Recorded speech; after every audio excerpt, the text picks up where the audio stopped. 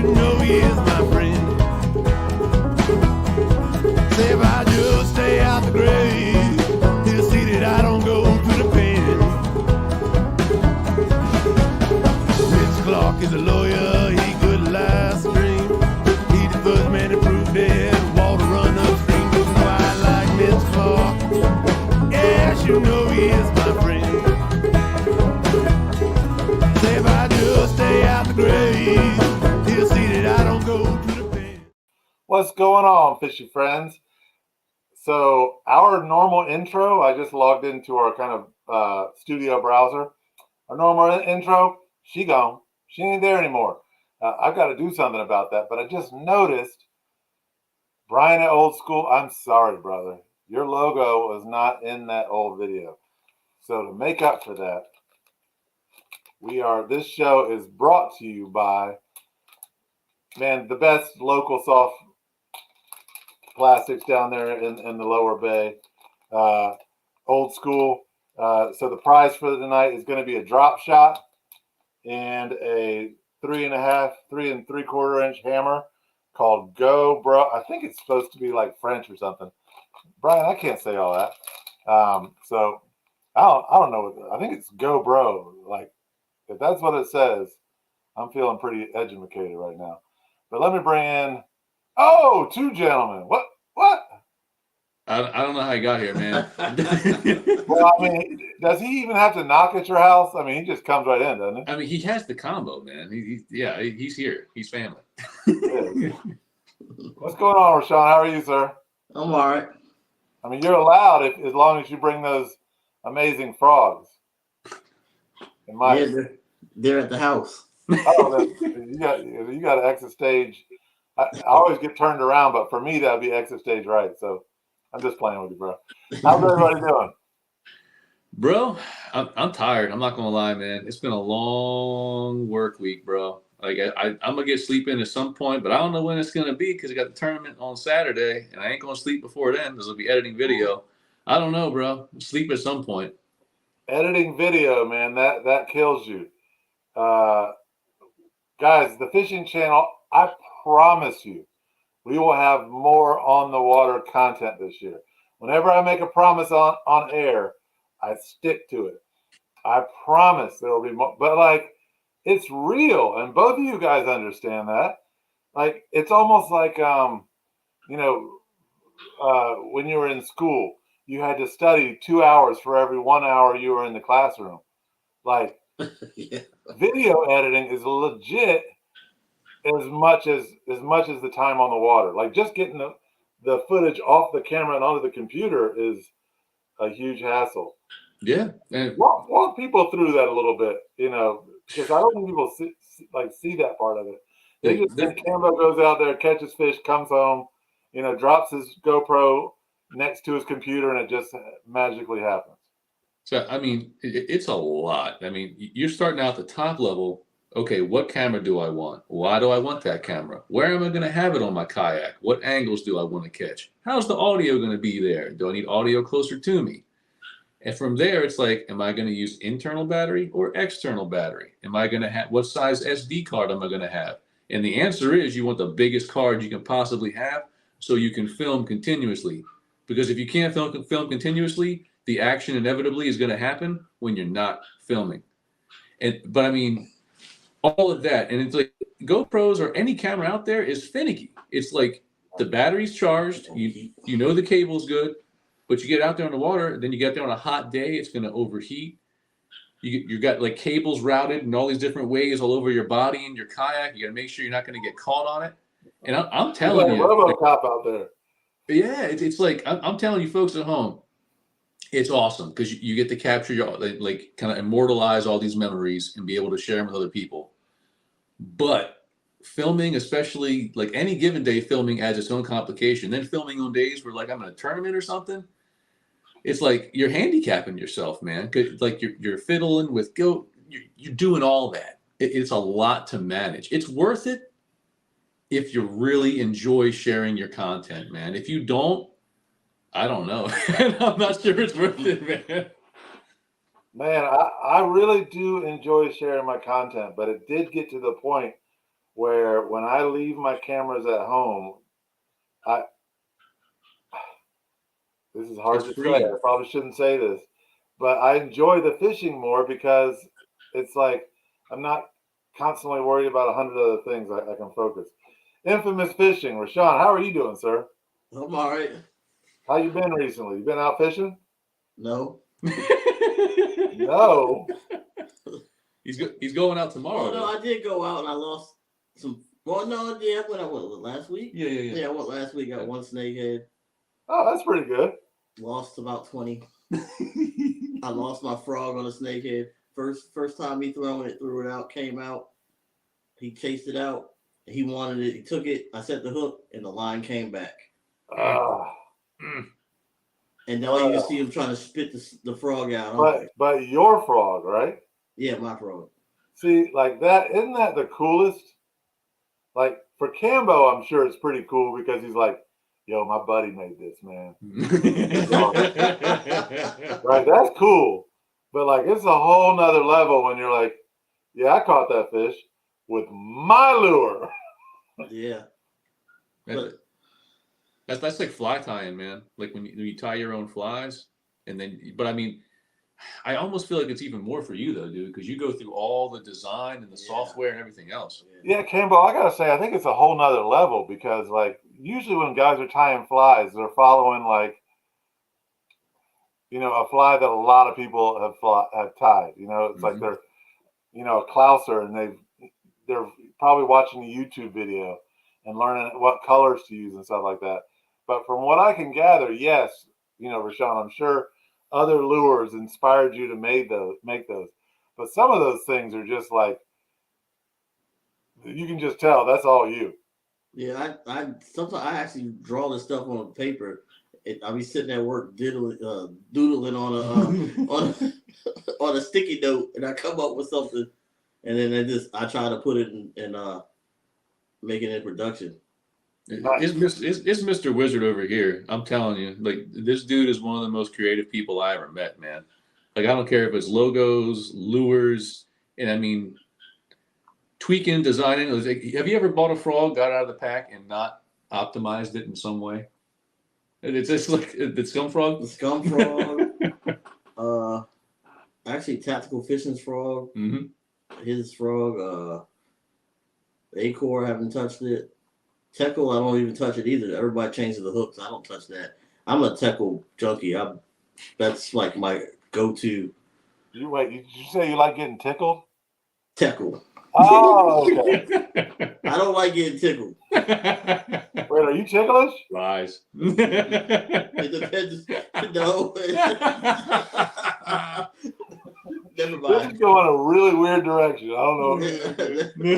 And before everyone stops watching, let's talk about fishing. I mean, we started with a much higher number than we're at now. They're like, y'all are just rambling.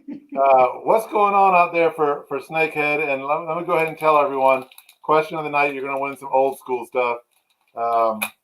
Old school stuff that you could definitely use for bass and snakehead. But what's going on out there on the water? Let's do a little 2-minute bite. What you using, what are the trends you're seeing, and what are your techniques? Yeah, so I mean, this is for both of you guys. This past weekend, I did really well. I could have done a lot better if I wasn't making some silly mistakes. Y'all will see that in the video come next Friday. But the snakehead were chewing. They definitely were. And honestly, topwater was the game. Now, part of that is because the hydrilla was so thick that subsurface presentations really just weren't an option.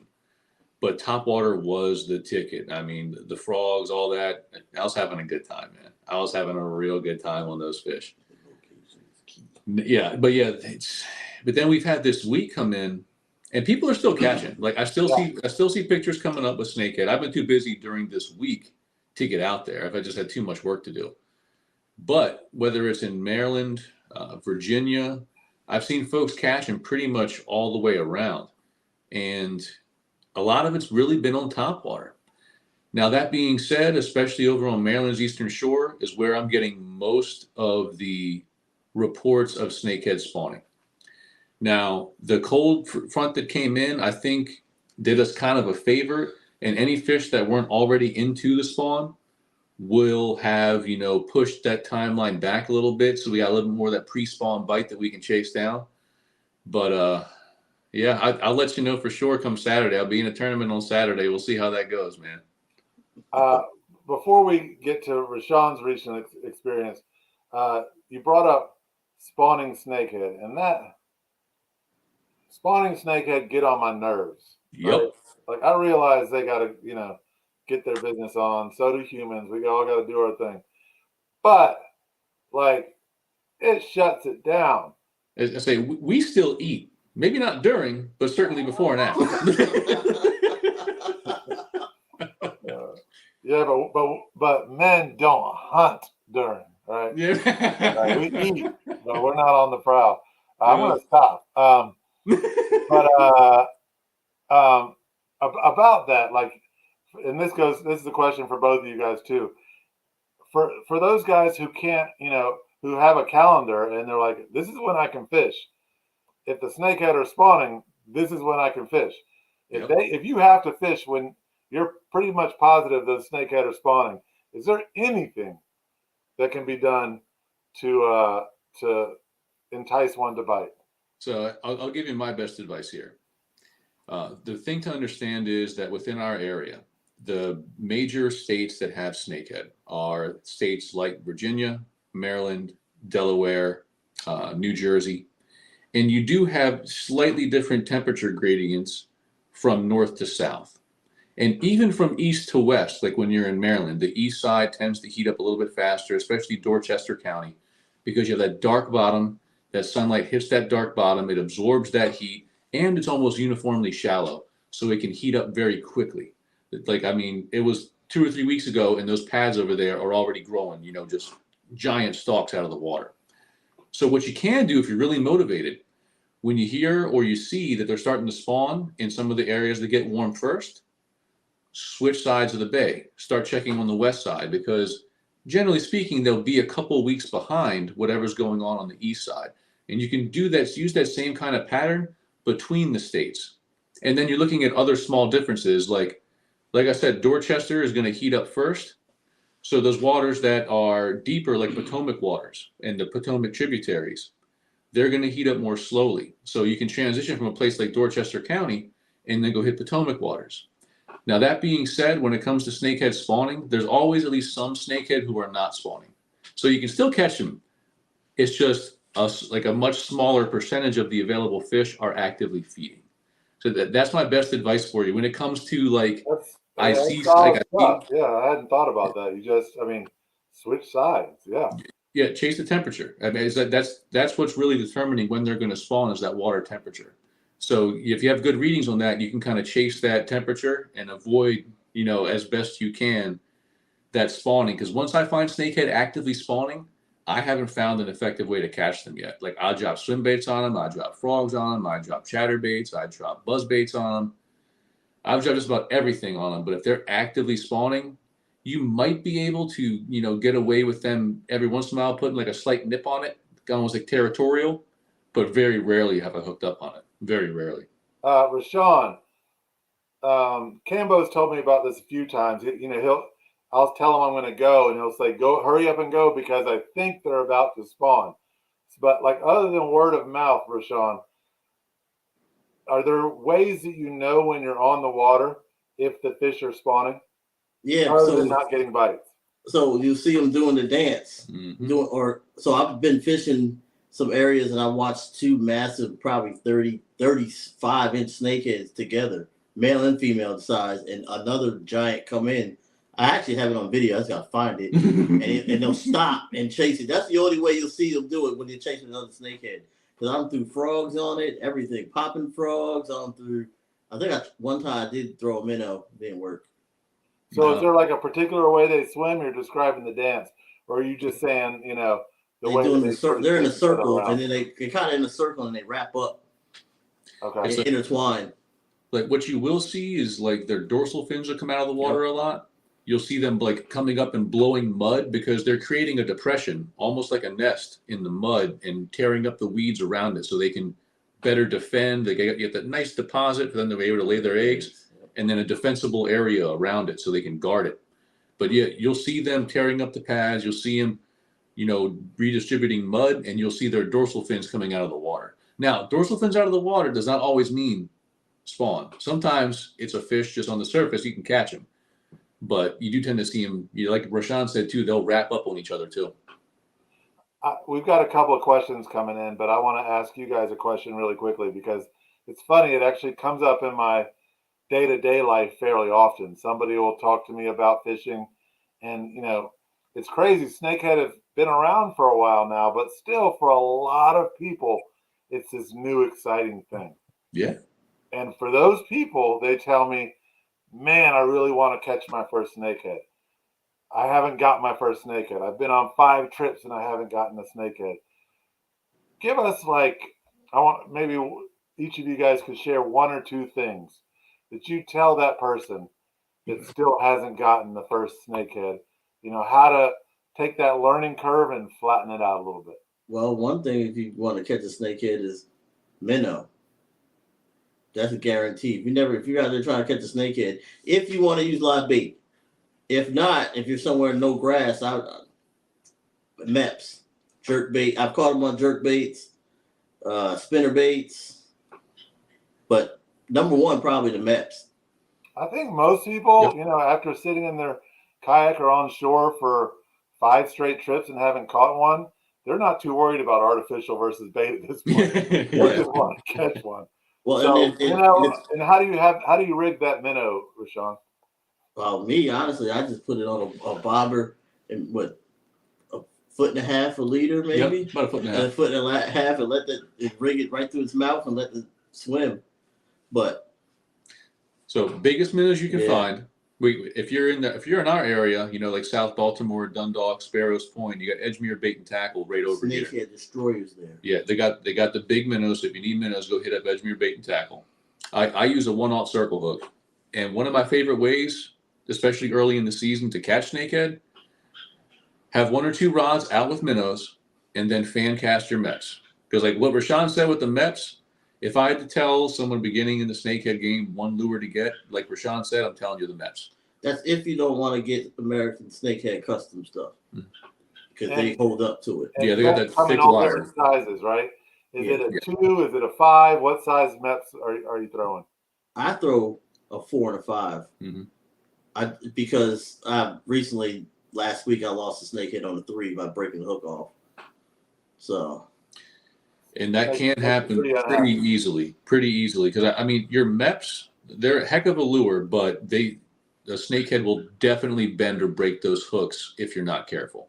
There's no 2 ways about it. But the great thing about that lure is that while you're fishing for snakehead, you're going to catch bass, you're going to catch catfish, you might even catch perch. You perch on it.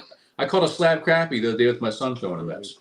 So it's like it'll keep you busy, you'll catch fish, have fun, and you still have a really good shot at catching snakehead. And it's kind of the same thing with the minnows. Yeah. It's so like let's put the beginner's handbook together right here and right now. So let's say you got 2 rods, right? What do you guys think about this? Put a number 4 MEPS on one, and then just throw the other one out there on a bobber with a minnow on it. Yep. Yeah. Good beginner's way to go, right? Yep. Very good. I can't think of a better one. What you don't want to start with, as much as I love frog fishing, in my opinion, that's not the way to start fishing for snakehead, because frog fishing is kind of an advanced kind of fishing. You have to watch for the hit. You got to make sure they don't miss it. You got to keep it in the strike zone. When they finally take it, you can't set the hook immediately. You got to wait. You got to count to 2 or 3, and then you got to set the hook really hard because you're setting the hook on 2 hooks instead of 1. So don't start out with frogs. Start out with something a little bit more easier, with like a MEPS and the minnows and all that. But anglers, they want to dive into something and be like, dude, I've fished for tarpon before. I got this. I didn't do any fishing. Tarpon fishing is hard. Yeah. So if you catch a tarpon, you catch this thing. I'm about to say that tarpon is actually kind of a good example, because tarpon have really hard mouths, and snakehead have really hard mouths. So like if you're coming into it from something like I don't know, maybe like trout fishing, pan fishing, bass fishing, cat fishing. Some bass fishermen out there set the hook like they're snakehead fishermen. No 2 ways about it. But a lot of other folks out there are used to being able to, put, I won't say a lazy hook set, but you're not trying to put every ounce of strength you have into a hook set for those other fish. With snakehead or with a tarpon, you do, because their mouths are so darn hard. So there is some kind of parallel there, and like tarpon go airborne a lot on the hook set. Yeah. So do I just snakehead. kind of like came with the first fish that came to my mind. But about the hook It's funny. set, Look at that. I was fishing with Cole Langley last week, fishing for speckled trout on the eastern shore. Yeah. And, you know, as I always do, I got a bite, and I set that hook like I was trying to decapitate the fish. And Cole's like, "Good grief, man, what are you doing?" I'm like, "Dude, if you grew up catching largemouth bass, I don't know if you can get that out of yourself. Like, I don't. It's like you did it your whole life, and then all of a sudden someone's like, "No, you just got to start reeling gently." I'm like, it's just gratifying to.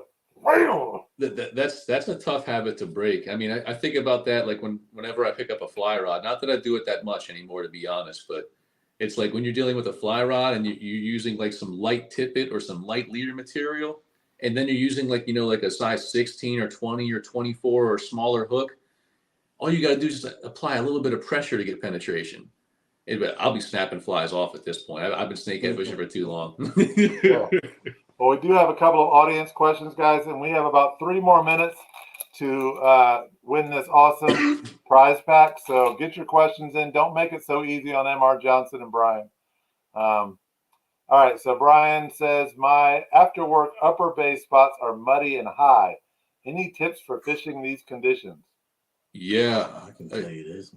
Go ahead. Take that one. Go ahead. Just climbing the reeds. Because honestly, if it's muddy and high, it's hard. Yep. Like you're gonna have to throw a gold bladed chatterbait or meps, and you're gonna need darker colors so they can see some kind of silhouette in the water. But if it's high, they're in the reeds. Like you're gonna have to like go in there and try to find them and then explain that for us real quick. Like when the water rises, right, all that shore cover gets flooded. So what happens with the snakehead? The snakehead pushed all the way from what you used to be standing. If you were fishing from the bank and the water gets high, they now in your spot. Yep.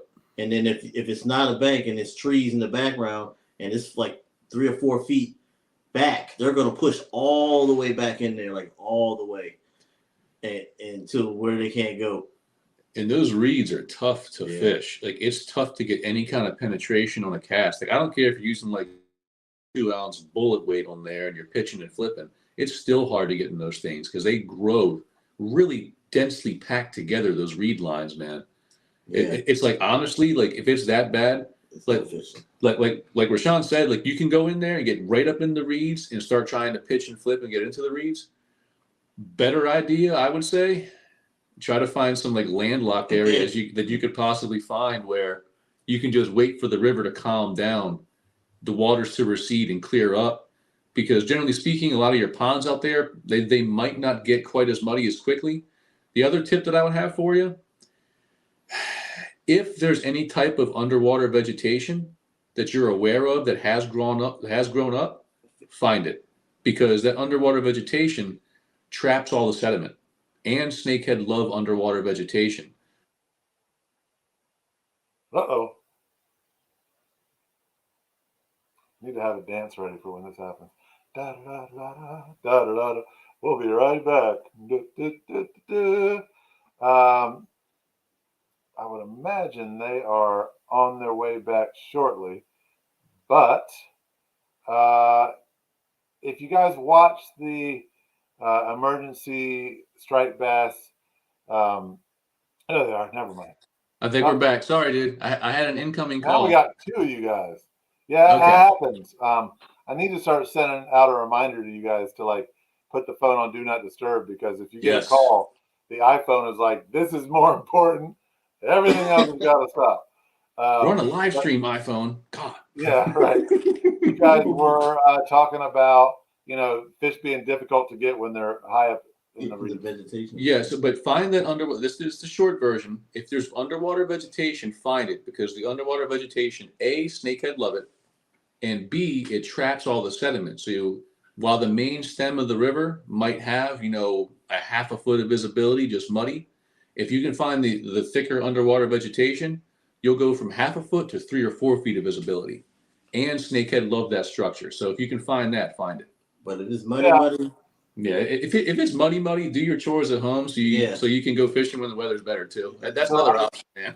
I know Christina, who's on here, is a big time bank fisherman, and I know Lady C likes fishing from the bank as well. Are you maybe better off when the water's high, fishing from the bank where those fish are a little bit closer in there? I mean, it depends on the area, but yeah, I do think it's a good shot. I mean, you'll probably see some really interesting things you've never seen before either. Because when waters flood, snakehead do weird stuff. Like they try to cross roads. They come and like their backs will be out of the water, and you'll see them moving around. So yeah, I think that's a good call too. M.R. Johnson says, any suggestions on preventing water getting into the hollow body frogs? Just takes the action right out of the frog. You got anything for that, bro? Man, the only thing Your frogs don't do that, right? Sometimes. I mean, nothing's perfect, but silicone it, and then if it doesn't have a vent hole, heat up the needle and then poke it on the top.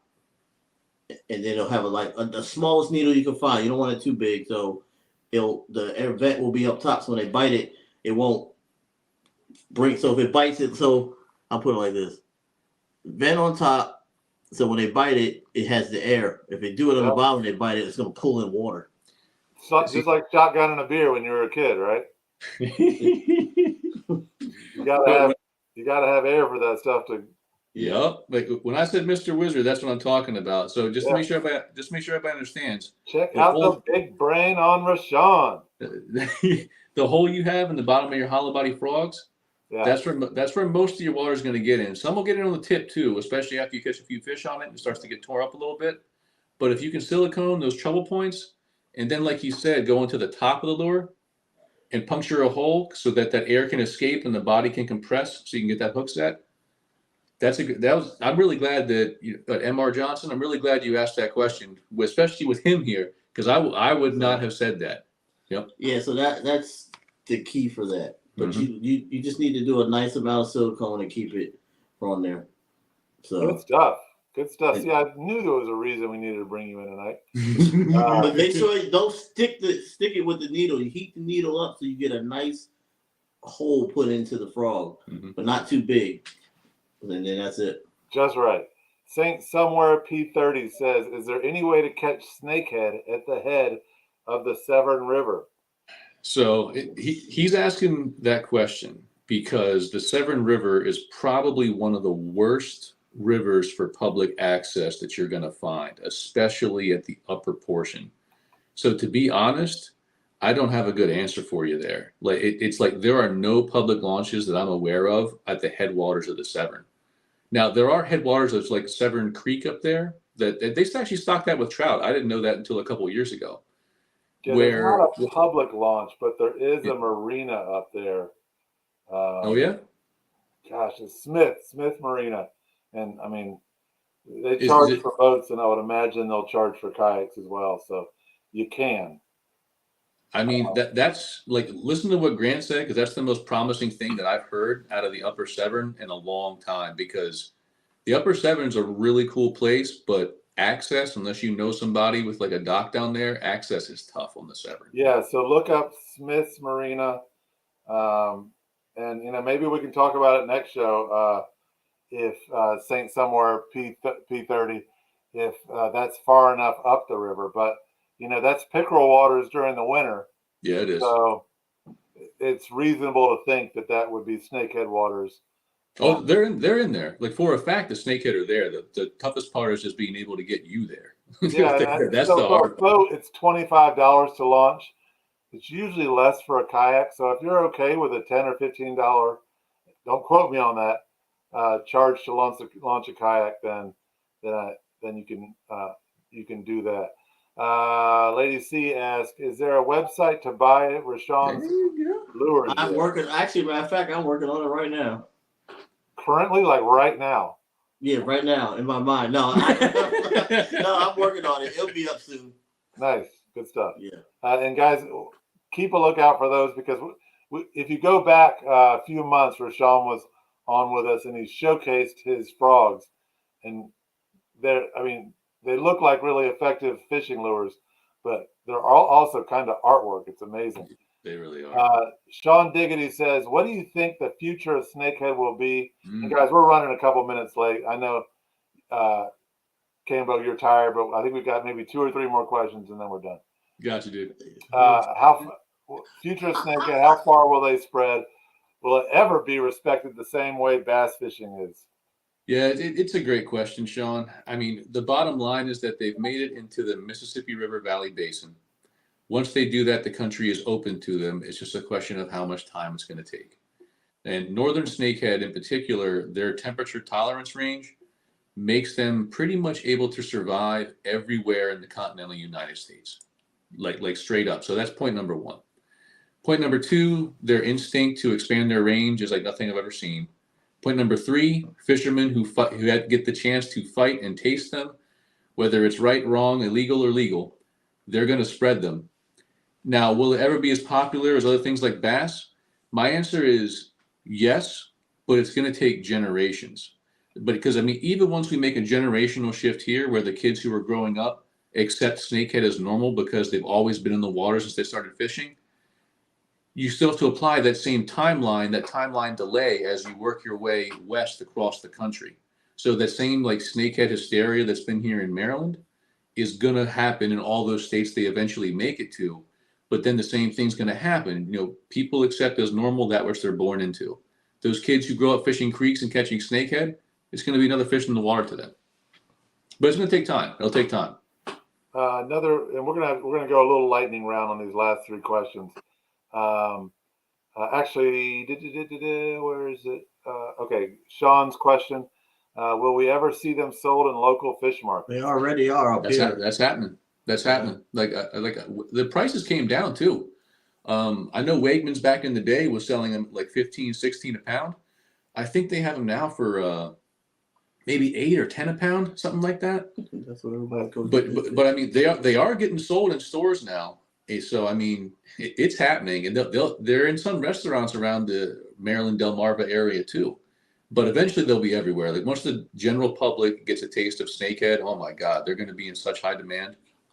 Yeah, when they get in the restaurant scene, they'll probably call them something more exotic sounding and less gross sounding. It won't have snake in it. I can guarantee you that, because not too many folks out there are willing to try something that has snake in the name. Right. And buying your snakehead from the store doesn't count as a catch. They'll call it seasoned international koi or something.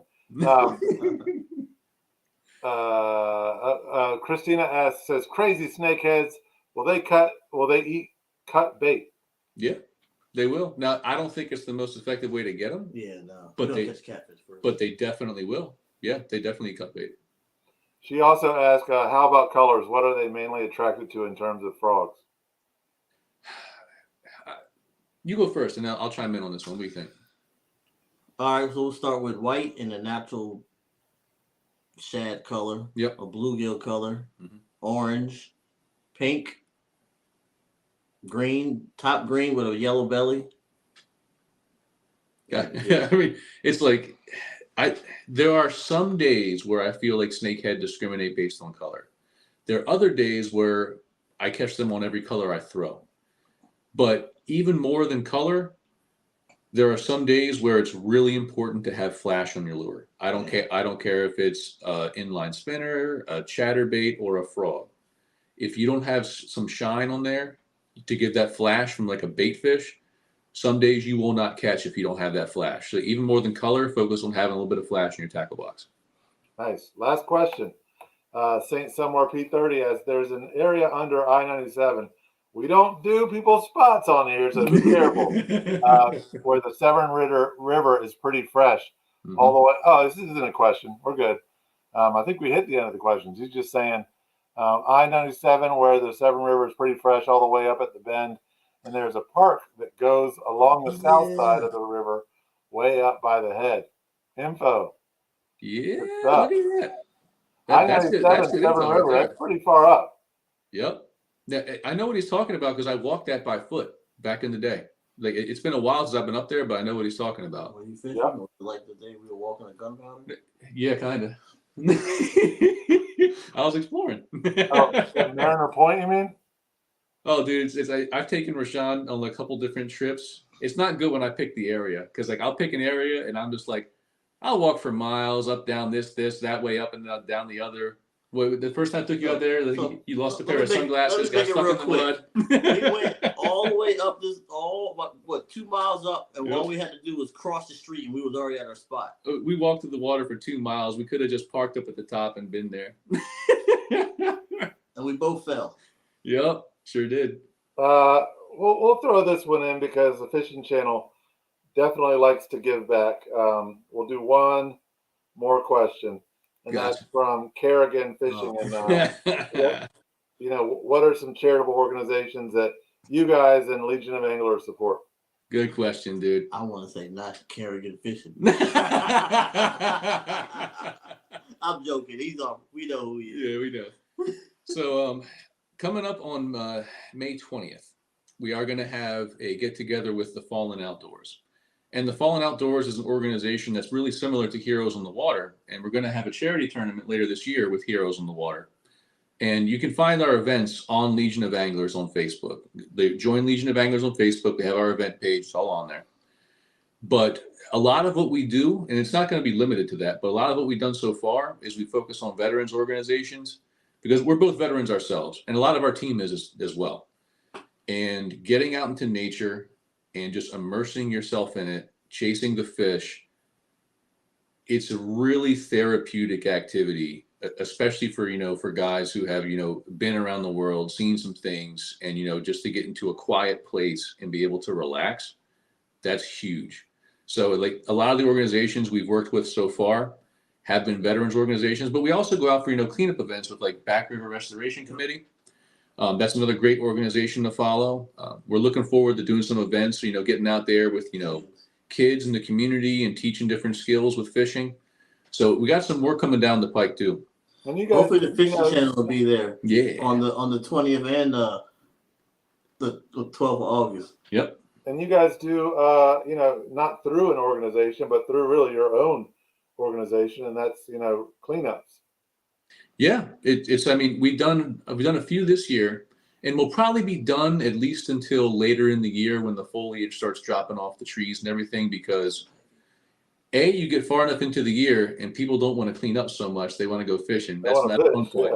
Yeah. Number two is that later in the year, the poison ivy grows in, the ticks wake up, and then you're asking a lot more to go trudging through all that brush to get to the trash.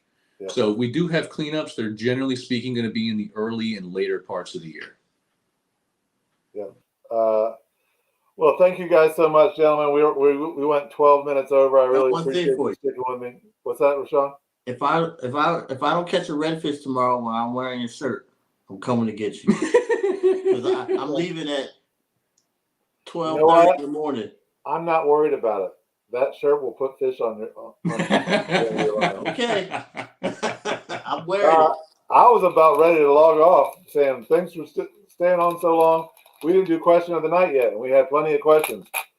What you guys got? Yeah. Yeah. All right, we got the winner, bro. We got it. Who? I think that was Mr. Is that his actual name? Was it Mr. Johnson or Mr. Johnson with the frog question? Yeah. And he said, was it? Oh, God. Was it any suggestions on preventing water from getting inside the frog? Yeah. That's the one. There we go. Congrats, man. Johnson, Good I will question. send these out to you tomorrow. I'll send them something too. What's that? I'm sending something too because of the frog. Oh, nice. Yeah. If y'all want to get in contact with Rashawn about his frogs right now, Instagram and Facebook, Infamous Fishing. Yeah. Yep. Yeah. I was gonna get him a frog, so figure out what he need to do like I did last time, and then I'll get it to him. I'll send you his address, Rashawn, and we'll go from there. All right. Thanks everybody for watching. Kambo, Rashawn, you guys are awesome.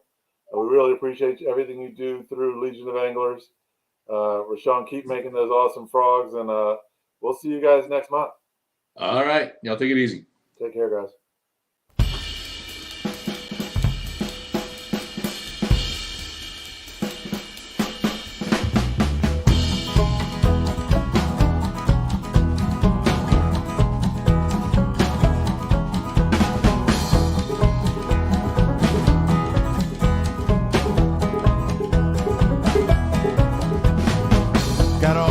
town, resident on 70 Road.